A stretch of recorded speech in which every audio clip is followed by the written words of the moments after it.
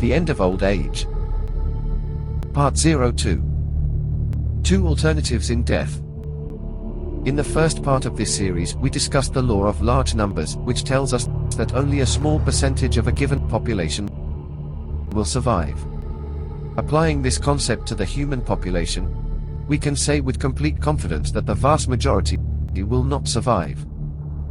At most 1 or 2 people per city will be saved.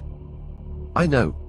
It is uncomfortable to see people on the street and be certain that, in 50 or 60 years, they will be nothing. They are already really dead, and they are just hanging around in the big cities. You have lived with human beings, and you know perfectly well how corrupt, deceitful, and degenerate the majority are, and they live without worrying about their eternity. Bad for them. But the last day, the last minute, comes to all of us. People decide which model of death to adopt. There are two alternatives. The first and the simplest is that when we die, absolute nothingness awaits us. There is nothing in the afterlife. There is only unconsciousness, oblivion, and darkness.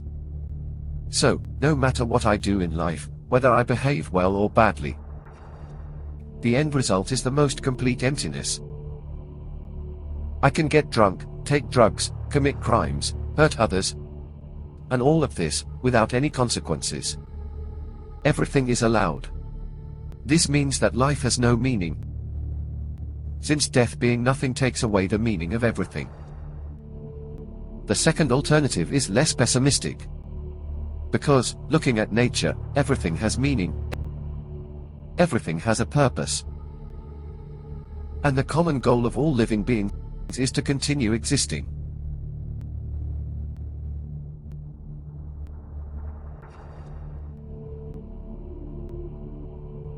Reality teaches us that, as far as we know, everything exists for something. Will it be the same with death? It is possible that there is something afterwards, but, as the law of large numbers teaches us, this something is not for all people. What happens after death is a mystery. And in this alternative there is something, otherwise why were we born if we are going to die? Why are we something if we are going to be nothing? Let's conclude. There are two alternatives after death, nothing or something. The exciting thing is the question, what is that something that very few will know?